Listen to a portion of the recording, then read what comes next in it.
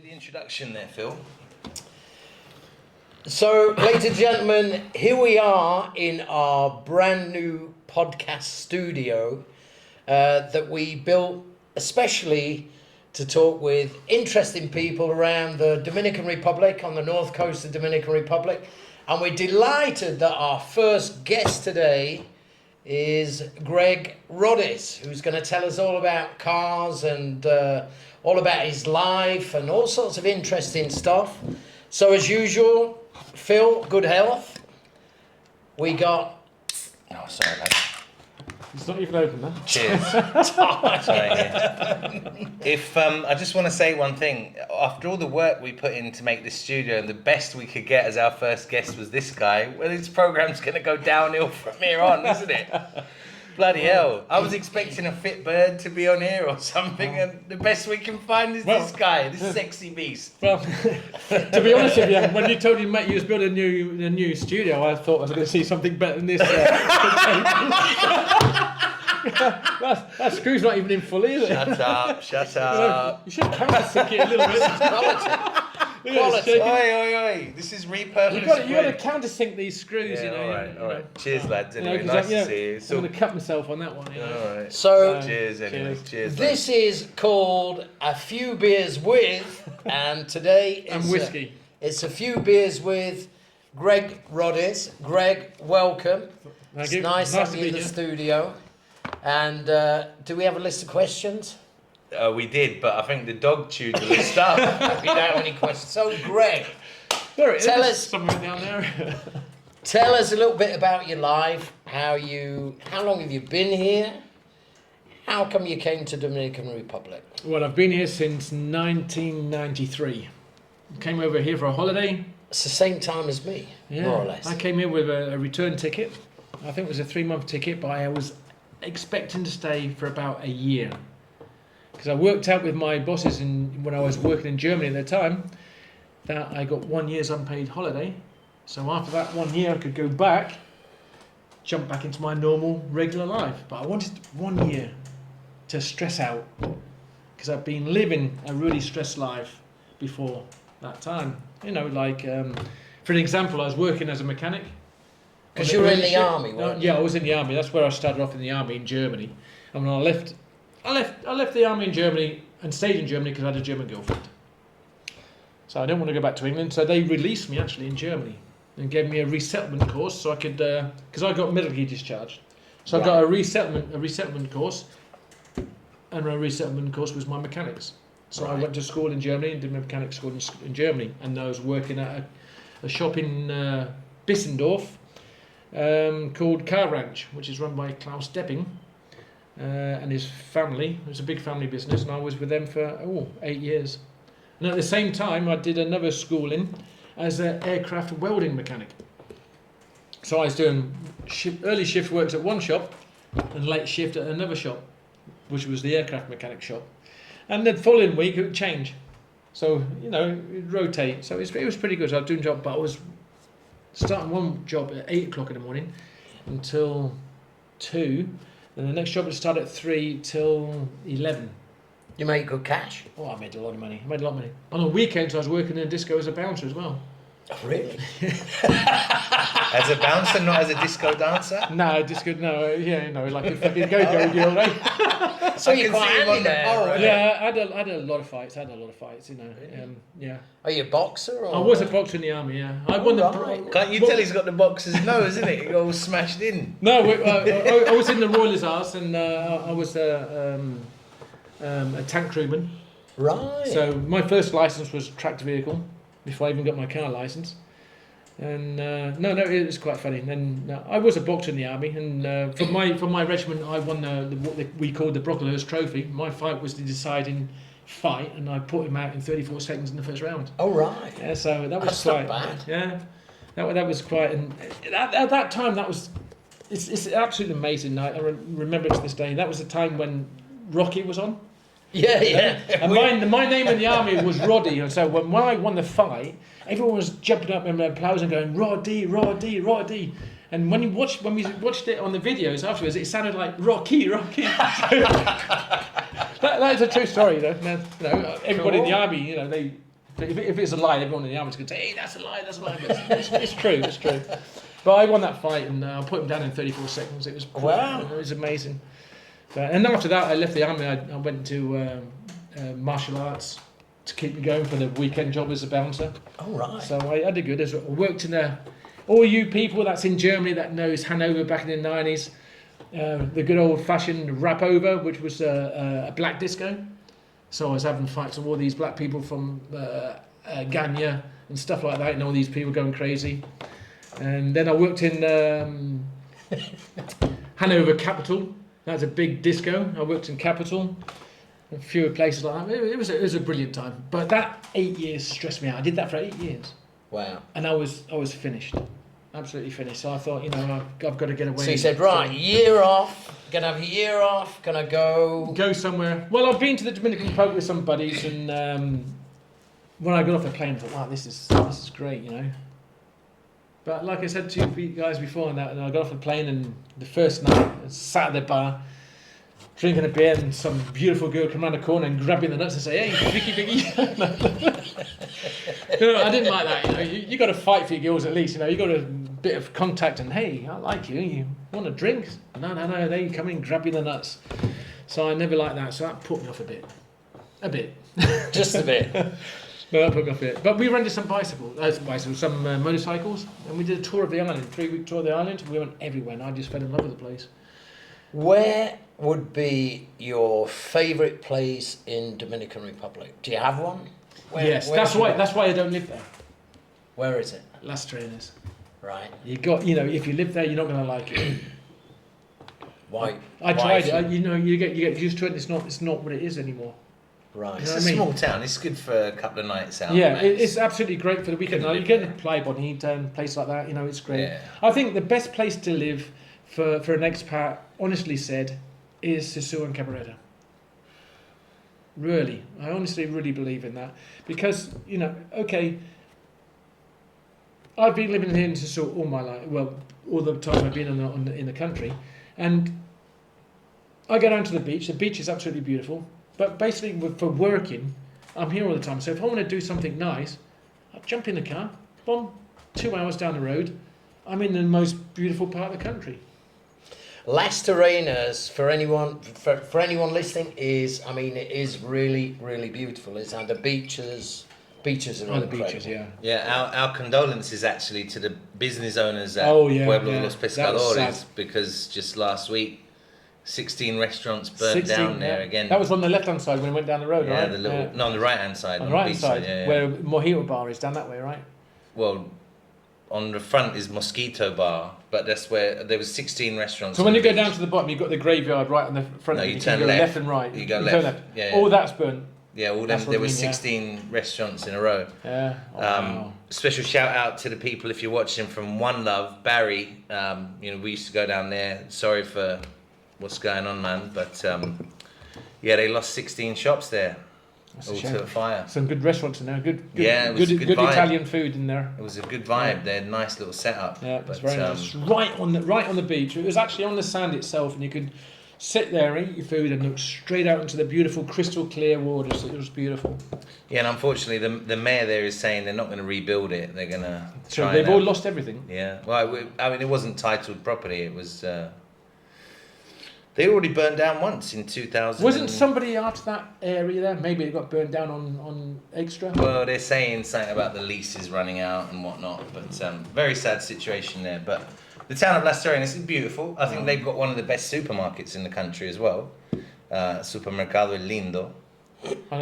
But to be honest with you, Las Terrenas, it was probably the most beautiful place to go in the world 20 years ago.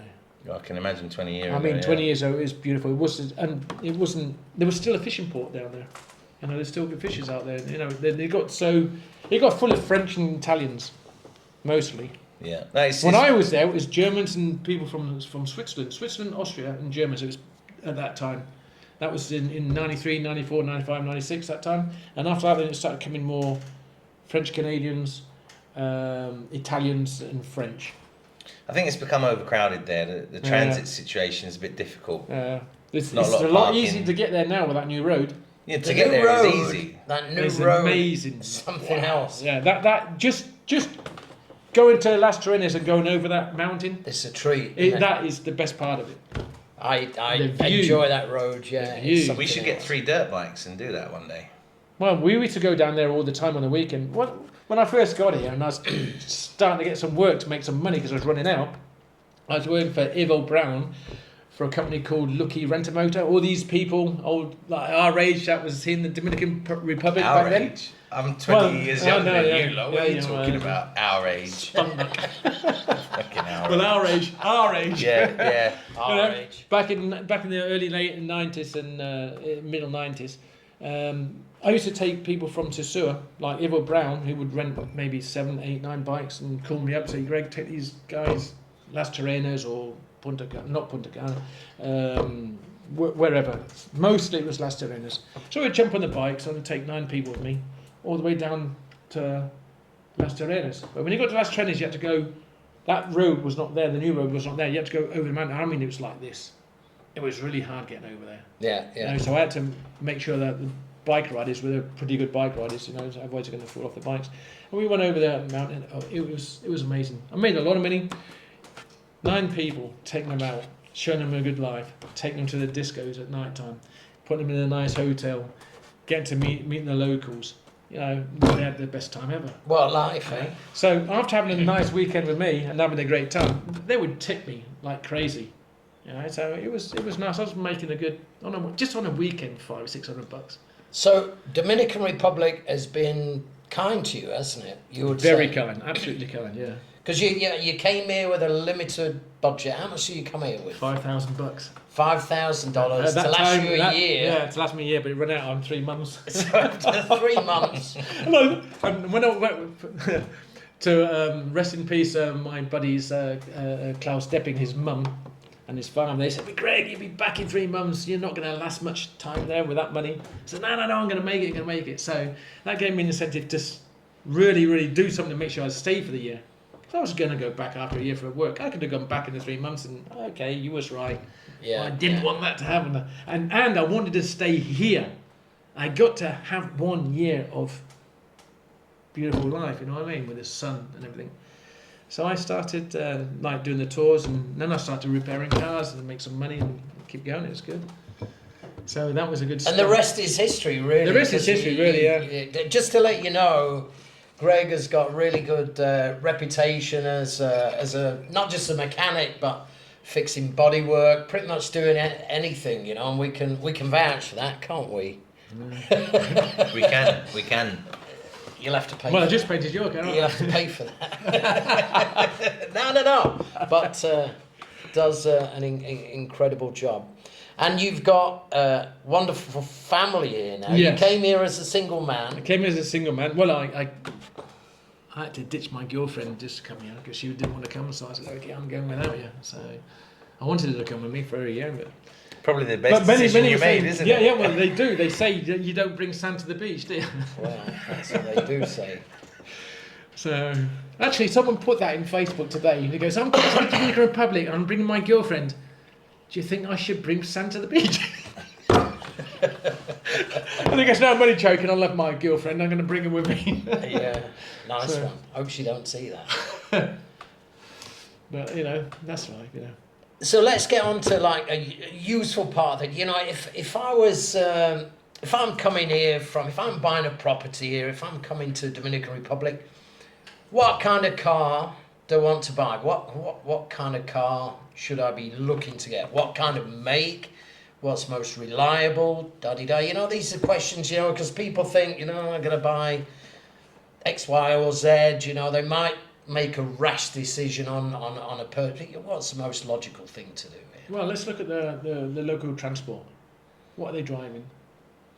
We've got So- these taxis going up and down the road every day. I mean, they're doing thousands and thousands of miles.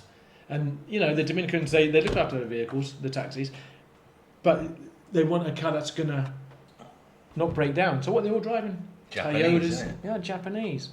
You know, they're driving the Toyotas, they're driving Hondas. the Hondas, the Hyundai, the Gears, all these Korean and Japanese vehicles. That is probably the best vehicles you could buy over here. or even the Mazda, Japanese and Korean vehicles, and American. And getting parts of these, no problem. No problem. I've had no problem getting parts for these vehicles. Yeah. No, they're a lot easier and faster to repair. I have a few people come in with BMWs and we're waiting 3, 4, 5, 6 weeks for parts. I have to order them outside the country. If I can get them here, but it's something like 5, 6 times the price of what it would cost online. For example, what did I just buy the other day? For a BMW X3.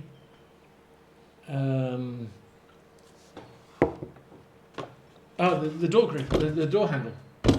The inside door handle. I couldn't get it. We could have got it in Santo Domingo. They wanted. Let's cut that out. I can't think of what I paid now. Well, I'm not going to cut it out because I don't want to fucking sit through this and edit it. So let's just continue on. I can't remember, but it is 3-4 times the price. It's a lot more expensive. A lot more expensive. There was another question I wanted to throw in there, which is, if anyone wants to bring in a car, and you'll probably know a lot about this as well, Ty. If I want to bring in I've got a really nice vehicle in Canada or the States, I want to bring it down here. What's the best way to do that? I know you mentioned about.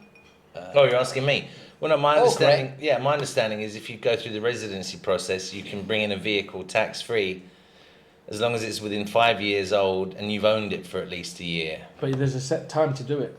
I think it's the first 6 months you get into the country, you got to do it, or a year. I'm not quite sure. I'm not sure when the time frame is, but in any event, you can bring a vehicle in here tax-free when you apply for residency. But as you probably know, there's a few caveats to that. Yeah, there's a few catches in there, like if you bring in a Jag or a Land Rover, Range Rover. Luxury vehicle. Yeah, and that's what they call the luxury tax. I don't know what it's like today, but I remember about 6-7 years ago, a young lady brought her Discovery in from Germany. She got it through, and she said, "Oh, I've got it through. It's tax free, and you've got to pay a little tiny percentage."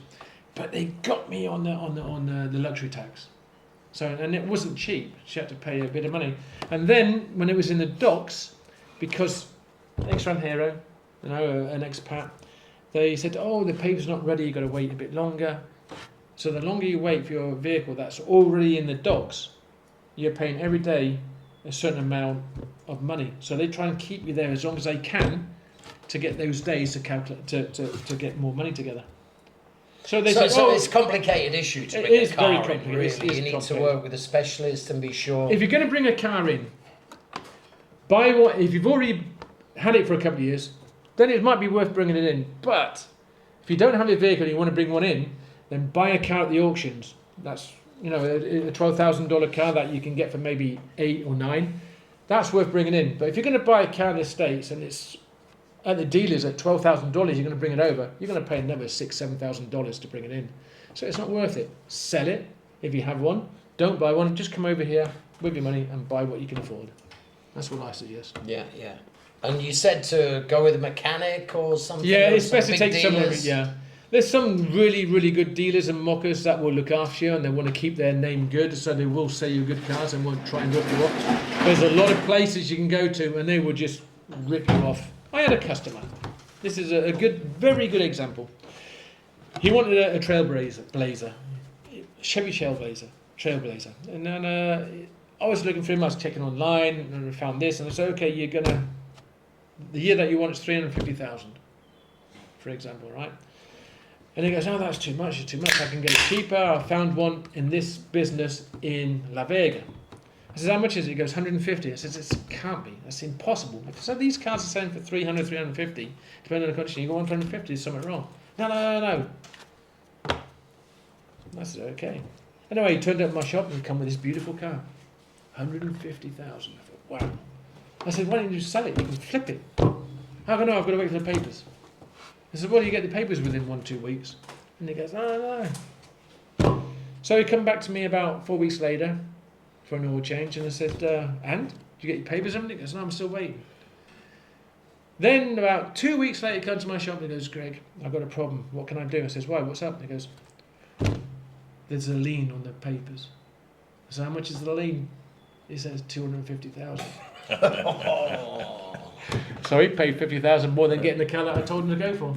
Yeah, yeah, So there's nothing you can do. There's a lien on the papers. So what can you do? yeah. Pay. That happened to us once. We bought a Lincoln that belonged to a church down there in Santo Domingo, and it was on exonerated number plate. The agency we bought it from, they went bust. So it was exonerated. I mean, they hadn't, because it was through the church, they hadn't paid the import taxes, so we could never get the paperwork on it. Managed to drive it for years and years without getting stopped. But yeah, it happens. I mean, it's worth investing time and thought in what you purchase, really, isn't That's right, it? yeah. It's kind of like buying a house. I'll be honest with you. If you want a stress-free life, with all this crap that's going on around it, it's just come over here with what you need and buy everything here. Start new. That's what I did. I came over here with just a suitcase. Yeah. Now I've got houses, I've got apartments. I'm doing really, really, really good after hard work. You know, you got to work for it. You got to have a road that you're going to take. You can't go that way and go that way. You got to go straight for what you want and not go around it. You know what I mean? You got to get up every morning and want to work. You got to wake up Monday morning and think, oh, I'm going to work. Great, I'm going to start making money. If you're working over here and you think, oh shit, it's Monday, I've got to go back to work, then you're fucked. You got to. You know what I mean? I'll give you that. You're a hard-working person. You're at your job Monday to Saturday. And now I'm at a stage now where I want to calm down, probably sell my business. If anybody wants to buy my business, let me know. I'm really willing to sell it. Let us know so we can get a commission on it. Don't talk to directly. And yeah, talk to the boys. If you want to buy it, talk to these guys. I'm joking. No, it doesn't matter. Call him. I'm an honest person. I will stay with you for the first 6 months. Even long if you want. I enjoy it. You know, as long as I work less and you take over everything else. And why don't you get your kids to run your business? They don't want it. My son went to England, joined the army. The other one, he's young. He's young. No, he's just not interested in that. No, but he's still young. You got to give him a chance. Well, see what happens. But is he 14 now? 14, yeah. Yeah, give him 3 more years and put him to work. He comes into work with me at the moment because he's off school. They're coming at 8 o'clock. They start cleaning up the shop. And I'm looking for him. So where is he? I go in the house. He's on his telephone. That's the problem these days. Kids in their phones. So I throw the telephone into the safe. Get back out there. And then I'm looking for him. And I said, "Have you cleaned that corner? Have you cleaned there? Have you cleaned that? You done that? You know, because you got to do the cleaning. You know, start off before you start the trial. Getting onto the wrenches. And I found him around the corner, talking to his buddies that's outside the gate of the shop, you know. I said, tell your buddy, you know, get out of here, get back to work. So I said, how am I going to sort this out? So the weekend come, paying all my employees, and he comes in, big smile on his face, says, Dad, it's payday. Payday. He says, you can F off. You have not earned a penny. No, I didn't say that actually. And what I did was, I said, yeah, of course. And I'm right, and I give him this envelope. And he opens the envelope and goes, what's that, Dad? So that's a day's work for the week. And he goes, what do you mean? So that's all you've worked. I've calculated every day you've worked. You've done an hour on Monday, you did 2 hours on Tuesday, and that was it. He went off in a huff. How much did you give him? 1,000 pesos. All right. Which is what he earns anyway in a week. You know. So has he improved since then? No, he's got better. He's got better. No, that's good. You could always 1,000 pesos. There's 100 pesos. I'll put you could always resort to the strap. No, I grew up with that. I'm joking. I grew up with a beating. You know, I was it was a bit on the abusive side, but that's the type of life that my dad was leading. Well, they were tough times back then, It was wasn't tough really? times. You know, they thought if you did something wrong, give you a good hiding. You know, Yeah. Well, it worked for me. Probably the good hidings I was getting from my old man. Well, that's it. I mean, it builds character. Obviously, in today's world, you know, that's politically So what do you incorrect think to of that say. time when he came up in I wouldn't say an abusive, hard family. My old man was in the mines when then he joined the army, and you know, he was a hard man. He had fucking hands like this, my old man. You know, and when that got across your head, you flew a few meters. You know. Yeah. And but it made me a hard-working boy. He never gave me pocket money. He said, "You want pocket money? Get out. Go and earn it. Paper Yeah, round. yeah. No, So, they were tough eight years times. old, 9 or 10 years old. I was my first paper round. I was getting up at 5 o'clock in the morning, delivering papers in Windsor. I was in Windsor at the time, stationed in Windsor. My old man was stationed in Windsor, and I was delivering papers to all the soldiers' houses, and 5:30 in the morning on a bicycle. Cold. Yeah, I did all that too. you Yeah. know. I did. It was a good Character time. forming. I Character didn't. forming. My Oh, first nice. entrepreneurial endeavour, actually, I was at secondary school, Caterham, and I started selling fake IDs. You can. Well, This guy. no, seriously, You're no. working with Because, this guy. no, listen, no, because like these two, they were doing paper rounds, so I was about 14 at the time. And of course, we're in a rich kids' school, right? So everyone, what does rich kids want to do when they're 14, 15? They want to be able to smoke and buy alcohol. So there was a magazine, I forget the name of the magazine at the time, but it would sell you these ID cards that you could then laminate, right? So I'm buying them for like £1 a pop through this magazine. I'm buying 20, 30 at a time. And at school, I'm letting them go for 15, 20 quid. So you fill it in yourself and then you put it through the laminator machine. So all these kids, 13, 14, 15, they're now 18 or 19 years of age, and now they can go to the shop and buy cigarettes and beer. That was my first. Actually, that wasn't my first. That was we actually did a school magazine that I started, but yeah. In I our thought I'd throw times, that in. how did we do that in our times? We used to find the oldest kid of all of us and say, listen, go in there, buy us a couple of bottles of this, a couple of bottles of that, and a few fags. Give him some money, and then he would make money for buying it. They'd come out, give us our stuff, and he'd make 20 pence or 30 pence. And, that's how we did it back then. But I And sold- this guy's I doing sold- fake fucking IDs. I sold. They weren't actually fake IDs. They were IDs that were filled out by the Yeah, fake person. IDs. I didn't fill their age out. They filled it out. It was up to them. I sold condoms at school.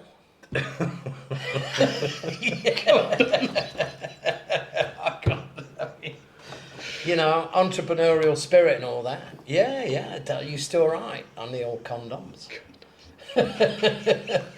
Not for everyone to go in and buy them, you know. It's just like one of those taboo subjects, but you know. Yeah, when I was that age, I was had just a- pulling it out in I time. had a good supply line. We didn't use condoms, we just pulled it out in time. Oh. Anyway, we're kind of digressing. We're either going to get a bunch of likes or a bunch of people we want to sell houses to are going to say, who are these two degenerates? Oh. Hey, serious question. Yeah. What is it you love and like about the Dominican Republic? What is it that makes you smile every day, warms your heart every day, Oh, that's keeps easy. you alive every day? That is very easy to answer. That is very easy to answer. Let's go to Germany and England. When you wake up in the morning, you go outside. What do you see? Be honest. What do you see? Well, it Do you- depends do what you- time of the do you year see- it is. Yeah, but do you see a happy face? Do you go out and say, "Hey, neighbour, how's it going?" No, you don't. You don't. You don't. No, That's what I you- say. You know, I'd turn up Not at so work in much. Germany. I'd turn, No. turn up and work, and all these people are coming in at 6:30 in the morning into work to do the early shift. You know what I mean? Yeah. And this is what I started seeing. I think, oh, shit, is this life? Then I came in on holiday, woke up in the morning. Even the tourists, you know, they're getting up. They're all happy because it's nice atmosphere, nice weather, beautiful beaches and everything. And then you go outside and you see the local Dominicans riding on their bikes. You know, the Dominicans are motoconchos. This is local transport. You jump on the back, go wherever you want. They're all smiling and happy. Yeah. And they haven't got a penny to rub together, and they're all smiling and happy. This is what I like. And that's what got me. I always used to remember when I would leave Dominican Republic for an extended period of time, and then you come back and You can't wait to get back. well, no. I remember driving because I used to, for a period, used to fly into Punta Cana and then drive to the north coast. And I always remember driving through the villages, and you should try this when you drive through. Count the smiles, Yeah. you know, and so very often it'll be someone on his own, Yeah, smile, yeah. just on his own, smiling. And I had kind of a web page business at the time, and the slogan for that was Dominican Republic, never far away from a smile, and it's true. It's true. It's very true. It's very true. There's a lot of smiling people here, a lot of happy people here. No, They just make a big difference. Yeah, I'll add to that. I mean, I told Phil earlier, like this morning, woke up, go for a walk, 6:20 in the morning, for a walk on the beach. And there are a lot of people that walk on the beach, right? So we kind of get to know each other. People running and everything, yeah. Not just the runners, but like the older people as well, you know. And pretty much 90% of people say good morning to each other. Oh, you know? yeah, There's definitely. a small percentage that just walk on by, but Very small percentage. you Very know, small. you go for that morning walk. You know, you do an hour. We had a swim this morning. I mean, I imagine being in London. You got to leave the house at 6 o'clock to get on the tube, full of people, right? No one's saying hello to anyone. And if you get caught in rush hour and you're going the wrong way in the tube station, it's like a salmon, you know, swimming up water, isn't it? You got all this people coming this way. Nah. I was chatting with my buddy from Australia. He's got apartments here, but he moved back to Australia to deal with family business. And he said, I wish I'd got my phone and I'd read it exactly what he said, but he said, life in Dominican Republic is 20 times better than life in the Western world. Oh yeah, definitely. He's convinced. I'll show you the messages later. My buddy Matt. And I said to him, you know, well, what are you doing? You know, he's got a good job, or he had a good job. He's now working for himself. But life is only one, really, isn't it? You know, and you're either going to live it, or you're going to work, pay taxes, and then you're going to retire. Then you're going to die, and someone else is going to nut with your money. So what do you want? Well, I could prove something else again. When did Hippolyto get into... 2000. Right, 2000, right. What happened in 2000 is a lot of Brits living here, living off their pensions. Yeah. So when Hippolyto got in, it got impossible for them. So what did they do? They went back to England. A lot of them went back to Spain. Mm. And went to live in Spain. Now, all those that in that time that went back to England or Spain, in 2004 when he was out, and the economy came back to normal, they all came back. And I'd say to him, why don't you say Spain? Isn't Spain great? He says, Spain's very nice, but nothing can beat the Dominican Republic. Speaking of that, do you remember Peter? What was his name? His son band. Glenn Tilbrook. Peter Tilbrook. Yeah, do you remember? yeah, from Squeeze. Do you remember Peter Tilbrook? From Squeeze. He had that purple colour Chevy pickup. Like, it was an older one. You don't remember Peter? No, it doesn't say anything. Oh. Alright, I thought you might remember him, but maybe you didn't meet. Go on, anyway, what's his... No, I just was wondering if you knew of him. Where was he from? I don't know, somewhere in England. London, probably. Probably. Peter. East London. He was married to an Indonesian woman. He still is married to an Indonesian woman. He's 90 odd years of age now. He's in a nursing home. But his son was, or is, Glenn Tilbrook from Squeeze, the band Squeeze. Yeah. And they played in Britannia pub probably 18 years ago now. Wow, I missed that one. I missed that. He missed I'd like it to too, see yeah. Yeah, that. I would Yeah. like to see that. What's the old boy? Quality. What was the old boy that used to run Britannia? Lyndon, is it? Lyndon was years ago. Yeah, he'll tell you about it. Oh, right. He was the owner at the time. The first owner from there was John Kipple. I can't remember that. He was the first guy that opened the Britannia. An Yeah, American was it? opened a bar and called it a Britannia pub, and it was great. Then it was after him. Not Lyndon. Who's that guy that just died? Him and Andy, they had the bar for a while. He was a queer guy. Wow, YouTube's going to kick Okay, this video off. what's wrong with that? He's a homosexual. This is his problem, not mine. You have to get the chicken noise out. What was his name? I'm not editing. Liam. Oh, right, okay. Liam. He was the owner of Britannia as well for a while. Yeah, no, this is when Lyndon owned it. If you know Lyndon, you'll ask him. Lyndon. Glenn Tilbrook. Oh, the Canadian guy. I think he's got the moustache. and all Yeah. that. I know what you mean. Lyndon and his wifey. What's her name? Barbara, I think. Is it Barbara? Something like that, yeah. I I don't know him, but Yeah. they owned were it the- when Glenn from I know what you mean. Squeeze Yeah. came and played there. No, I asked you about Peter in case you knew him, because that is exactly what happened to him. He had a pension, but in euros, because he'd moved to Holland, and then around 2002, the euro and the peso went the wrong way. That's right. So he lost about 30% on his pension, and he said he couldn't afford to live anymore. So he ended up, he had a bit of land in El Choco. We sold it for him, but he moved back to Holland actually, and I think he's 90 odd now. I'm friends with his wife. 90, that's a good old life. Yeah, 90 odd, eh? That's cool. So listen, Greg, you've said you wanna sell your business, So kind of manage it over to someone that's a good mechanic. Anyone that's a good mechanic out there that wants some coaching, etc. Speak to. If you want to come to this country, live a good life, have a good business, I'm willing to stay 6 months, 3 to 6 months with them, so they run them into it and take over my customers and stuff like that, and they will see they'll have a great life. So what does a future hold for Greg? What are you gonna do? Because you're not the kind of guy that wants to sit and read a book, are you? No. What are you gonna do? No, I want to grab my beautiful wife and we're gonna travel. Where are you gonna go? Well, we've been together now 23 years, and all we've done is work. I'd say the last 8 years we'd go once to twice a year. We'd go over to Miami or up to Canada, see her family, see my family. But I want to show her everywhere. I'd like to show her Europe. I'd like to show her where I come from. She's not been to England yet. I'd like to show her Scotland, where part of my family's from. I'd like to go to Ireland, where a part of my family's from. So the south of Ireland.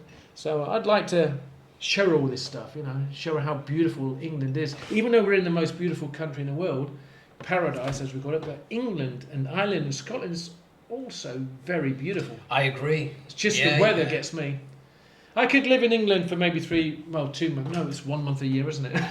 No. Listen, well, summer this year was on a Thursday. Honestly, you cannot beat an English summer. You can't beat the light mornings. You can't beat the late evenings. In a beer garden when it's like 10:30, 11 o'clock at night. It's just Still going dark. I miss that. You say that, but I'll be honest with you. When I was in the UK in 2018, it was very warm. And no one's prepared for hot weather in the UK. No one's got a ceiling fan in their room. No. No one's got air conditioning in their room. That's the worst part. We're not. You wake up, it's warm, you're sweating, you're saying, where's the fan? We don't have fans here. What about the AC? No one's got AC. You get on the tube in London in May and it's hot. Everyone's sweating. I'm not. No aircon. I'm alright here. I'll go to the UK in the winter. Yeah, no. Wear a jacket, you're alright. But in the summer, you're going to boil. No one's ready for you. Anyway, that's the way I see it. But do you know what? Something really cool to do in England? Canal boat. Oh, that's what I wanted to do all my life. Take your good lady on a canal boat. No, I wanted Have you ever done my it? own canal. No, I'm not. No, but I always dreamt brilliant. when I was in England. We were stationed in Wareham. No, not Wareham. In Windsor. Right. And in Windsor, there's the Thames. Right, and the Thames would divert off to the canals, where all these canals would go up and down. And we used to go swimming there, and I used to see all this and see these beautiful canals going by. And some old man invited me and my sister onto this canal. We went in there, and it was beautiful. Hey, that's enough. I'm trying to kill me. all right. It was absolutely beautiful. No, I said, I thought to myself, I could live in one of these. So I would love to do the canal. I've got some old army buddies in the Royal Hussars. I'm okay, man. I think. That actually do have canals, so maybe I should get hold of some of them. Well, no, you're Yorkshireman, so like Hebden Bridge is a good place to start. It's beautiful. I've done all that sort of stuff. It's nice, isn't it? Very, very, very nice. But in the olden days, it was with a cart horse, wasn't it? You had a horse pulling. Now it's with an engine, isn't only it? 57, Greg. Well, when I was a little tiny kid, I used to see I'm only a year older. Yeah. But it's different up north, isn't it? Down south we had motors probably while you were still running horses, isn't it? You know what I mean? Yeah, but down south, that's something different there. Up north is God's country, isn't it? Well, so they say. So He's they never say. been. Do you know he's never been north of Oxford? The furthest north I've been is at Simon Foster's house in Oxford, or Chipping Norton. He's never been north of Oxford. Neighbours with David Cameron. Yeah, you know, that's the furthest north I've been in England. Scary. Oof. People talk to each other over there. It's like, whoa, hold on a minute. No, they do. What? The You're more saying hello to me? the What more is- north what you is get, wrong the more with you? friendly it is. No, it We're is. friendly. It is. The more north you get, the more friendly it is. No, England, beautiful country, but I'd much rather be here. I would much rather be here, but to go away for a week or two. You know what I mean? Well, 2 weeks is not enough because it's a long flight. And you've got to go with a few quid in your pocket. You know, you can't go there with, you know, No, it's $500. expensive. It's expensive. Yeah, my daughter's always calling me, Dad, I've run out of money. Yeah, that's what daughters do, isn't it? My son doesn't. They both live in England. My daughter's working frontline. She's looks after old people. She's doing really, really good over there. She's actually got diplomas in as a cabin crew, but because of the COVID, she can't get on the planes. You know, that's her dream job. That's why she went to England. Yeah. She went to college and she's got all her diplomas that she needs to get up in the air, but they're not taking anybody on. So instead of living off the dole, she went and found a job in home care. And then she started working for a company in St Helens in Lancashire and worked in home care. She started making her own money, be independent, because I brought my kids up to be independent, especially my girls, you know, because a lot of women that grow up nowadays will find a rich man with a Ferrari and this, that. So my daughters to be independent. So I've taught them that they've had to make their own money. And my daughter, she went to England. Everybody said, no, leave her in the Dominican Republic, it's better. So no, I sent her to England. She loves it over there. She found a job, started working, went to college, got a college degree as a cabin crew. Now she's got her degrees as home care. And now she's working in a hospital looking after old people. No, so she's doing really good. She's making good money, but as it is with kids, she's just moved house, got a bigger place. Dad, I need some money, so some money. You look after your kids, don't you? So, Yeah, of course. so she's doing really good in England. And the funny thing is, she came over for Christmas. She'd only been here a week, and she couldn't wait to get back. She says, "Why do you want to go back to cold England?" I know, I love England. I've got to go. Yeah, So- it's the difference, isn't it? You know, I mean, She's half Latin and half English, and she's got more blood English, I think, because I don't know. My son's the same. she's got something to get her teeth into, you know, and I think that's the difference in this day and age. You know, if you've got some get up and go, you can make things happen. Oh you yeah, know? and that's That's the thing. Do you Absolutely. have any get up and go? Do you have some fire in your belly? You know, and that's what it's all about. I think that's what's missing a lot these days. You know, But it's sad when you get older. nothing's and going to you- happen if you don't make it happen, is Yeah, it? no, it's true. But it's sad when you get older and all your kids start leaving home. You know what I mean? Well, I think as long as you bring good kids into this world, that's your job, isn't it? You know. That's right. So I think I've done a good job. I think you have, man. Yeah, they've all done good. And just think about this. How many kids have you got? Greg? 4. You got 4 I've kids. got 3 with my wife. I'm been for 23 years, and I've got 1, my son, that's now in England with my ex-wife that I married here. Both Dominican.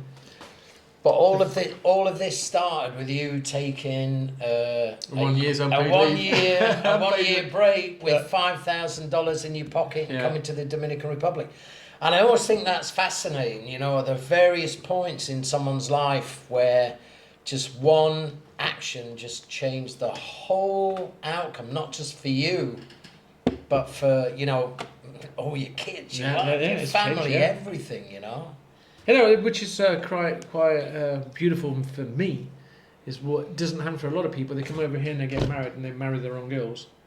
You know, because you've got girls, you've got the professional girls and this and that. You know, they just want to marry a gringo to get out of the country, which is quite sad.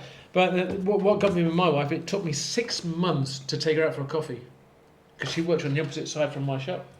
I see this beautiful girl over there. I was over there every day, chatting her up. She didn't want to know nothing about a gringo. No. Gringos come here and this and that. But after 6 months, she went out and had a beer with me. And it just clicked like that. Now we've been 23 years together and 3 kids together. It's a perfect story, man. Yeah, it worked out You really must good. be very proud. Yeah, I'm very proud. Very proud. Yeah. Dad and a very proud husband. Husband, yeah. I've met your wife. She's a lovely lady, you know. And Oh, she's the brains in the family. She's done a lot, you know. She's all the money that we've worked hard for. She's done a lot with it. You know, we've got apartments that we live off. We've got absolutely. you're a good team, aren't you? Yeah, we're a great team. Absolutely Wonderful. great. Yeah. Cool. Very few people has had that luck. Well, it's what you make it, isn't Yeah. it? You know, I think. I think it depends on the people as well, you know. It's like I always said to my wife, I said, if we have an argument, when it's bedtime, we sleep together and forget what's happening. When we wake up in the morning, then we can carry on arguing. But we never sleep in a separate room. And what happens all the time when you have a fight?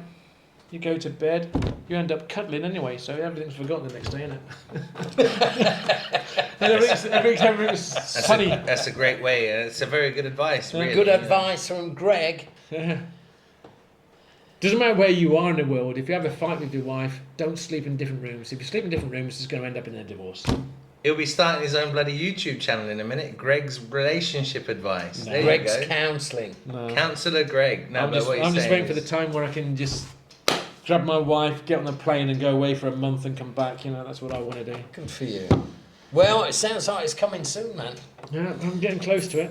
But I don't know if we want to wrap this up anytime soon. But We certainly can. Well, is me- anything else? What's missing? What's missing? Hey? What's missing? What's missing? I don't know. We've had a good chat. Tell the people your website and all that so they can contact you if they need a good mechanic. Come through you. No. Like, if someone's got a problem with their car. they Oh, want it yeah, sorted. absolutely. Yeah. just No. type Greg Sasua. No, all you have to do is put. All you have to into put Google. is Greg's Garage Sasua. Just Google it, and you'll come to my page on Google. Greg's Garage Sasua. You don't have a phone number or anything like that? It's all on there. Greg's Oh, Garage okay. Sasua. All right.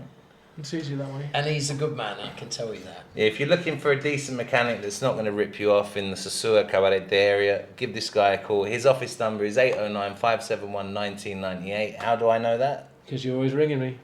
I'm prank calling him. He's always ringing me. Hey, I'm coming round with a few beers. No, I'll tell you this story, right? I'll tell you this story, and I hope you don't get upset. So this one time, I'm prank calling him, right? So I phone him, and I'm talking in Spanish. I said, so I phone the number. His wife picks up the phone. So I go like, in Spanish, I need to speak with El Señor Gregory Roddis.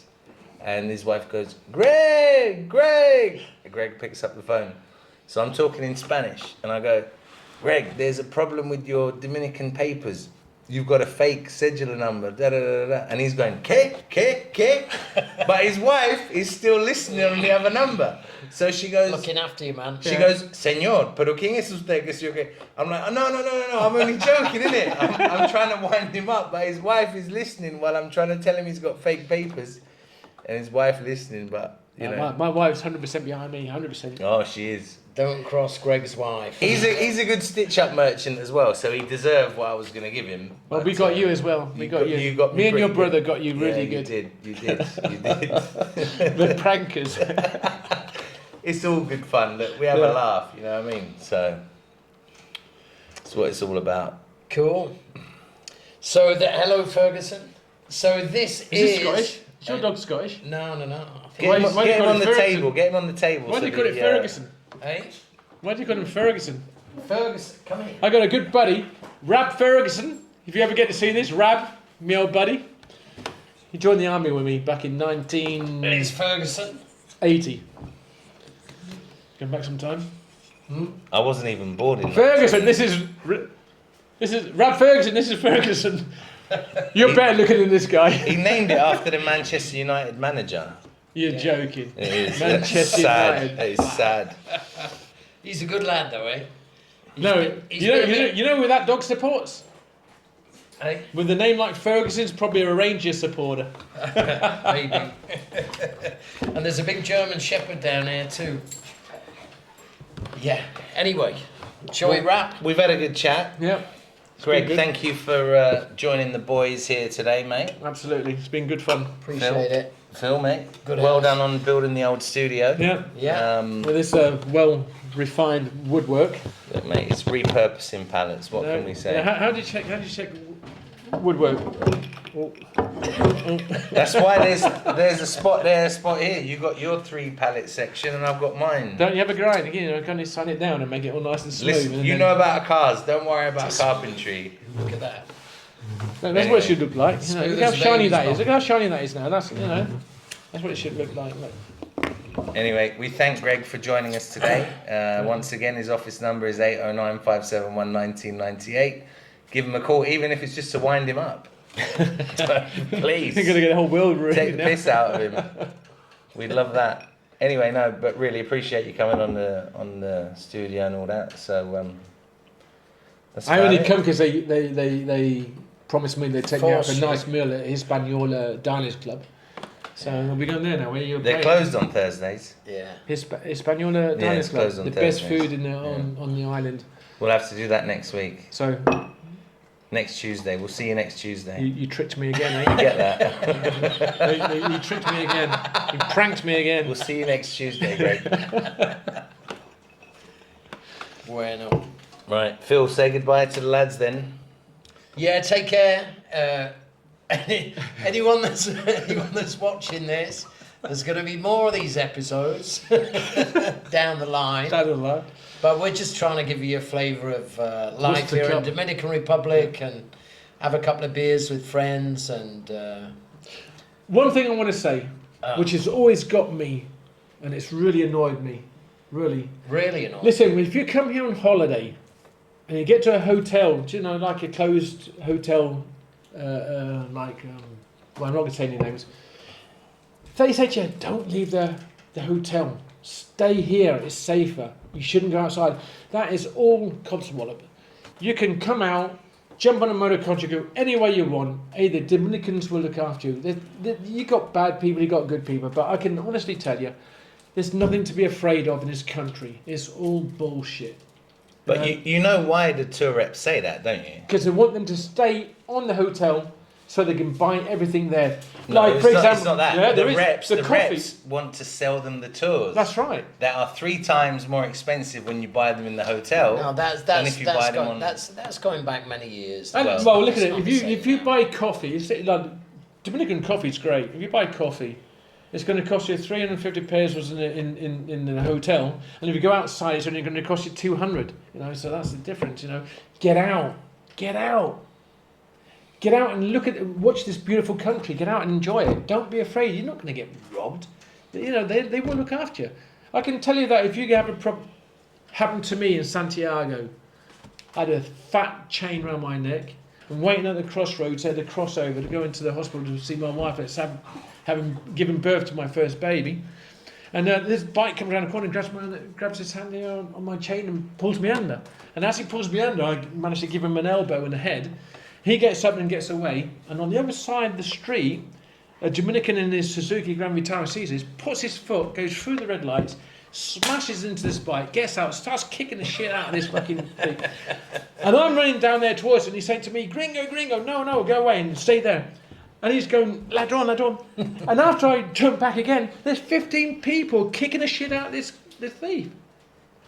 So, and this is a true story in Santiago. So the Dominicans will look after you. There's a lot of good people here, that's for Oh. sure. You be nice to them, they're going to be nice to you. If you give them a bad face, they're going to give you a bad face. If you get up and say, hey, how's it going, buddy? You've got a friend for life.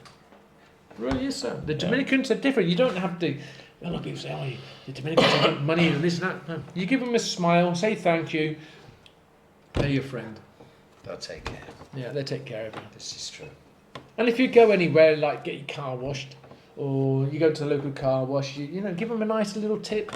You know, someone that helps you, give them a nice little tip. You go to a restaurant, give them a nice tip. You know, be nice to people. And you never know when you're going to need them.